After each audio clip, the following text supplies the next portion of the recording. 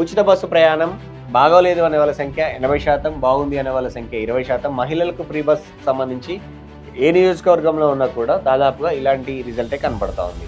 Next question, Congress 6 గ్యారంటీలను అందించడంలో success అయ్యిందా? కాలేదు అనే వాళ్ళ సంఖ్య 68%, ఇంకా చేస్తారు అనే వాళ్ళ సంఖ్య అయింది అనే వాళ్ళ సంఖ్య కంటే ఎక్కువగా ఉంది, అంటే 20%గా ఉంది. అయ్యింది అనే వాళ్ళ సంఖ్య మాత్రం 11% పడుతుంది. నెక్స్ట్ క్వశ్చన్కి వెళ్దాం. రేవంత్ పరిపాలనకు మీరు ఇచ్చే మార్కులు ఎన్ని అంటే 60% మంది సిరిసిల్ల ప్రజలు రేవంత్కు 50%, అంటే 50 మార్కులు ఇచ్చారు.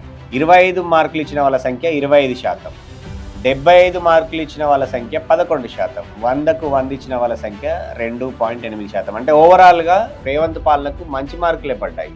సో కేసీఆర్ పాలనకు రేవంత్ పాలన కంపేర్ చేసినప్పుడు రేవంత్కు సిరిసిల్లాలో మంచి పాజిటివ్ ఒపీనియన్ ఉందని అయితే చాలా స్పష్టంగా కనపడుతోంది. నెక్స్ట్ క్వశ్చన్కి వెళ్దాం. నెక్స్ట్ క్వశ్చన్, రైతు భరోసా, రైతు రుణమాఫీ పట్ల ప్రజలు సంతృప్తిగా ఉన్నారా, రైతులు సంతృప్తిగా ఉన్నారు అంటే లేము అనే వాళ్ళ సంఖ్య 85%. ఇక్కడ కూడా సేమ్, కారణాలు మాత్రం మారట్లేదు. రైతులు ఎవరు కూడా ఈ ఉమ్మడి కరీంనగర్ జిల్లాకు సంబంధించినటువంటి మనం ఈ రిపోర్ట్ చూస్తూ ఉంటే కనుక, సర్వే రిజల్ట్స్ చూస్తూ ఉంటే కనుక రైతులకు సంబంధించినటువంటి ఒక్క మానకొండూరు తప్ప మిగతా చాలా నియోజకవర్గాల్లో కొంత ఇబ్బందికరమైన పరిణామంగానే ఉంది.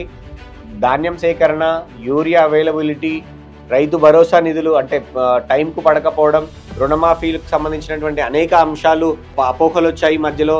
కొన్నిసార్లు అధికారులు ఇబ్బంది పెట్టారు. 2 లక్షలు అంటే స్లాబులు 50,000, 1,00,000, 1,50,000 నుంచి 2 లక్షల స్లాబ్లో ఉన్నటువంటి రైతులకు ఇప్పటికీ రుణమాఫీ కాక పెండింగ్లో ఉండటం, ఇలాంటి అంశాలకు సంబంధించి అన్నీ కూడా కౌంట్ అయ్యాయి. అందుకే వీటికి సంబంధించినటువంటి నెగటివ్ రిజల్ట్స్ అయితే గవర్నమెంట్కి వ్యతిరేకంగా సిరిసిల్ల నియోజకవర్గంలో